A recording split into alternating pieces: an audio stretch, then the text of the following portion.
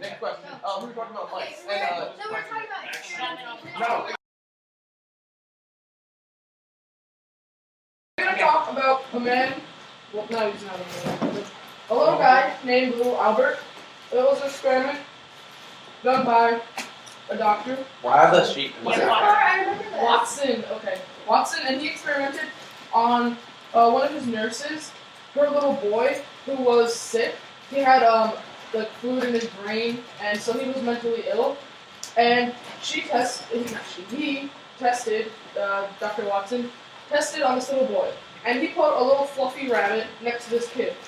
And then whenever the kid would touch this rabbit, he would bang two giant pieces of metal together really loud and scare the kid. And then the kid would start crying, and after a while he'd calm down, and then he'd touch the rabbit again, and then he would bang the metal. So eventually, this kid got so scared of little bunnies that he couldn't even be in the same room as one, or anything white or anything fluffy. This is the sheep for that. And little Albert, since he had fluid in his brain, they would drill holes in his head to drain the fluid out from his brain, and they were also experimenting by giving him injections into his head, which could have caused him to get, what did he get? Meningitis. Meningitis Daniel. from the injections. They injected dyes into In the 1900s. Yeah, When but was this? it was like 1920. Well, like, 1920. oh my god. But the thing is, she sent this kid to the doctor thinking he was going to get help for his problem, but instead they just did experiments on him and stuff. And now he's dead. Did a serious Yeah, he died at 6. He died at 6. What was the complications for his death? His brain. They inject that falling in his face. Oh, okay. Do you think that there is a law about how we ought to live? No, No. there's not a law, No. but there should be. Well, also there should No, do you think there is a law or there should be, Daniel? What was the question? Do you think that there is a law Well, there is. about how we ought to live out there? We choose not There's to no obey law. it. It's a law made by Laws are meant to ourselves. be broken. I think that it's a law. If you read the book, if you But read that it's part not of Ishmael, the it said right there law. is a law, but the takers choose not to obey it. You think we're above all laws. Okay. But everyone I else said in the that we should environment, have a law all of about Mother it. Nature obeys the law except for us. If you read farther in the book, he tells you what the law is, because the guy, where we stop, Ishmael sends the guy off and says, now you have to find the law. And I'm not going to say the law because that would kind of look weird for you guys. So later in the book, he mentions what the law is. No, humans follow it. All animals, everything Even if we except don't us know it. follows it. We think that we're above it and that we don't need it. Yeah, like the analogy for the guy falling down the cliff in the little craft that he thinks he's going to fly. He doesn't even know that there's the laws of gravity and aerodynamics acting upon him. He doesn't know that he can counter these things with like airfoil designs and things like that. So we're acted upon by a law, and so are all animals that we don't even understand, that we don't know is there, and neither do the animals. Same way that guy didn't know that there was stuff acting upon him when he was falling down in his craft. We think we know everything, but we actually don't. Like, we know Okay, a well, lot less I than was we trying to do. like So, according to Daniel Quinn, he knows what gorillas think, and according to the Daniel Quinn's invented gorilla in Daniel Quinn's mind, everything's wrong with the universe, and peak humans, and we're destroying things, and I don't understand how. So we're not destroying things? Now, I'm not saying that we're not destroying things. I'm saying that how are we supposed to, like, how is it that we believe the writings of a man who learned from an imaginary gorilla that all these things, when we could have just thought them up, or like when they're in the news every day, and every day if you watch the news, things are like terrible, and there's like things in like other countries, and people are dying all over the world, and animals are being beaten. When you see all the commercials, what is it called? What is that one association with that lady who like is like, please donate $10 and you get a free T-shirt with a puppy on it. Is it possible it's an allegory to make It's them the more thing is, accessible? yeah, it's an easier way of conveying the message. You would not take it. You would take it in a different way. If it was a person saying it to you, the idea is that it's a different person. It's a different creature than a human. Perspective. It's But a new way of looking at things. It's someone who didn't grow up supposedly with this story. it's supposedly the unbiased way, right? Yeah. It's allegedly unbiased. But he's still everyone's somewhat biased. There's no one that's perfectly in between. We could have very, very, very biased views, but since we've had it put in our minds that this book is the unbiased opinion, because it's a gorilla. Gorilla. It's not really saying it. So what I hear you saying is that because the thoughts of this gorilla were created by a man, You're still biased. therefore there's no way to avoid human bias, because if you're writing a character by a human, that is going to inherently have bias. Still gonna have some bias. It's still gonna be somewhat biased, but it's not. It's like, but it's been put into our minds that this is the unbiased opinion, and it's not. It's still somewhat biased. It's still a human that is like he's not. No one's mentally capable of being unbiased. But what do you think he's biased towards? Honestly, I don't know, but it's. When you talk about bias in literature, though, it's not like bias, and when we think of bias, and what we were talking about yesterday when we got to the Myers-Briggs and some of the questions actually about bias, it's not necessarily that you're saying it's prejudiced against something. Bias just means that you have your own personal viewpoint and experiences that you're bringing to something, so that's always going to color your writing. And so it doesn't even mean that it has to be a negative thing when you're talking about bias, but it does mean that you're bringing your own experiences, your own opinions, your own upbringing, your own religious beliefs. Those are always going to color your interactions and your writing. And it's not a bad thing, it's just something That's that the is. only way. There's no, what he said, there's no way that it can't be biased. Everything's So, gonna be yeah, biased some any- way.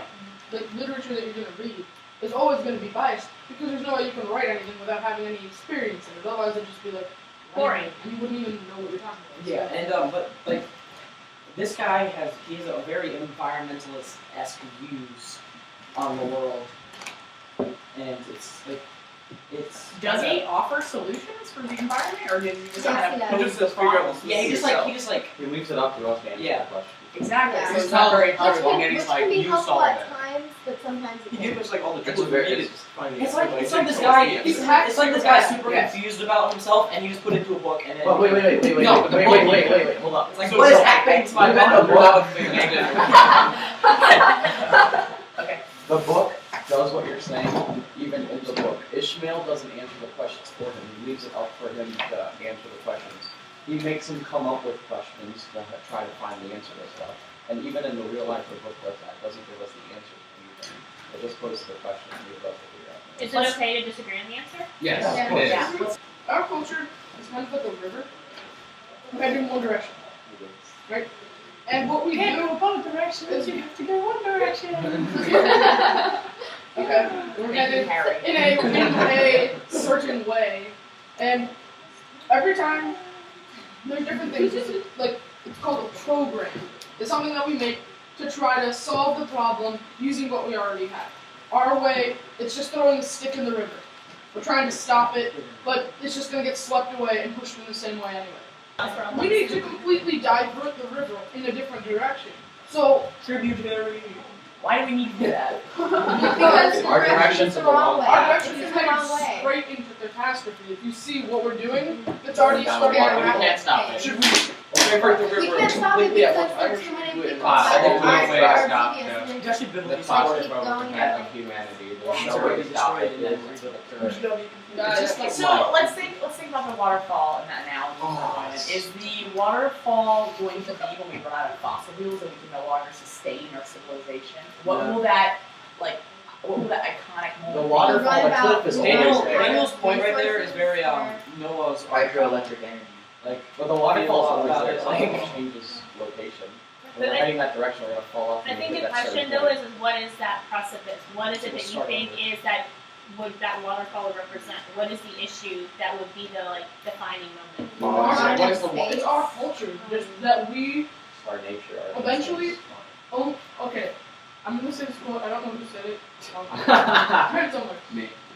No, The I think source it's a Native American quote, but I'll just quote Mr. Haganoff, because that's where my brother heard it.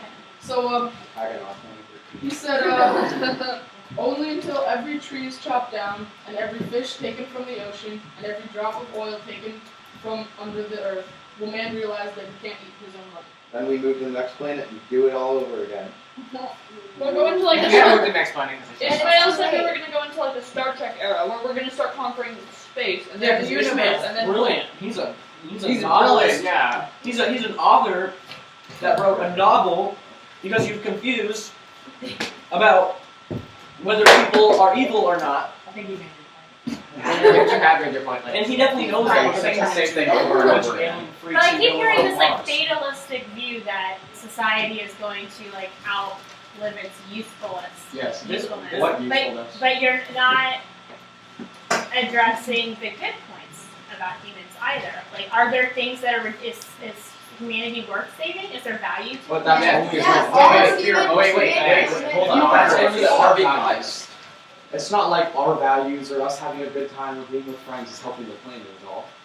Most humans Like, are you don't pro-human. do that. I mean, Yeah, like if you could say the good things about humans, but the values only apply to us, because that's only our personal values. right? Like, It's what not if like if I give John David a hug, a flower's gonna grow So, somewhere. so love isn't something worth saving then? it is, but But no. only our personal The thing values. is, It's not our like it helps culture, anything the else. roots, like our culture, in its essence, isn't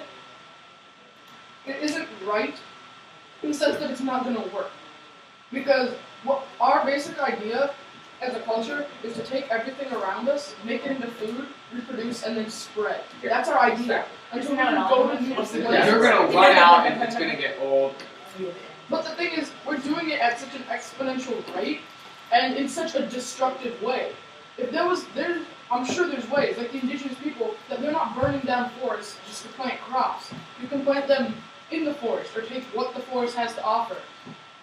We're just pouring our poisons and everything into this planet because it's worked before and it's taken us this far, so why can't we just go all the way with this plan that will take us all the way into the universe until we can conquer all of it, and then the galaxies will be ours and World War II we'll style. control the world. Is it possible to consider that we could also exponentially start saving the planet with the technologies that we have? I mean, we Yes. could, but We could, but still, right? humans find it hard to Yes, put that was effort right. into something that doesn't apply to them or directly. Help them. Help If them. it's not helpful. If it's not helpful, we don't. If we have money, we'll buy something for us, but we That's won't use it to helpful. save them. Most humans will only buy it for something that, for their own If we're gonna personal try Unless to you change the know world, things. we Do all you have think that's to. a We can't. lucrative industry? That I mean, we all have countries care with about? our intelligence, we are perfectly capable of saving the planet, but we're Not. so lazy we choose not to. Some people Just are, for our but own some people personal aren't. gain. I want to imagine I read somewhere that like if every like tree and everything that benefits the environment like on the world were just suddenly gone, it would take humanity like $14 trillion a year to sustain that, and that's a lot, and it's money, and that directly relates to humanity. I think if we spread that idea and kind of transform it into an idea of like how the environment helps us save money also. We assign monetary value That to it. yeah, that would kind of Like act carbon as credits. that would kind of act as like a motivator for people to. And I think we don't know. Humans have the nature that we won't change until we hit that precipice of destruction. I got an analogy Because for we that. just Until it's actually a threat that unless we do this in like 2 weeks, we're all gonna die. We won't do anything much till then. I have an analogy right here. So like, if you got like a really wealthy man, Yes. you have like a middle class, lower middle class, regular guy, and then you have like a person who's very like poor, but he's still living in the first world, still living in the first world country, but he's like on the lower end of the like money scale. Yeah, he's close to the poverty line. And but which one do you think worked the hardest to be successful? Wait, which one? Like, of okay, the so you options? got the Which man and the poor man? yeah, there's a really wealthy man, the lower middle class man, and then the Was the really Man, wealthy I man don't know their born jobs. wealthy? But he he was well, a- he like He's a it's like self-millionaire. everyone was okay. There's actually a Bible story about this. There's like Yeah, God I know what gave- you're talking about. he's like he gave one man one what was it one talent. was like he gave 7 another man 2 talents. And he gave another man 5 talents. Yeah. The man who had 5 talents went and he invested his 5 talents and came back with 7 talents. And then the guy who had 2 talents came back and had 5 talents. And the guy who had 1 talent buried his 1 talent.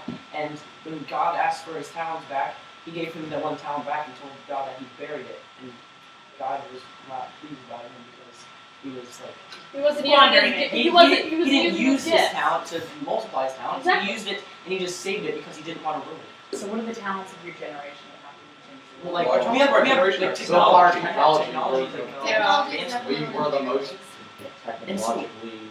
It's basically like that story is basically saying like Because we grew you up have with to that. You build guys had on a it, and bigger like life if you than have ours. We grew up with like. if the you iPhone. start off with like very little, you can still come out with a lot. Like So this reminds me of like Keynesian economy.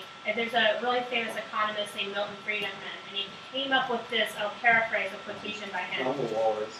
that I really have no comment on if you that. put equality before freedom, you'll get neither. If you put freedom before equality, you'll get a high degree of both.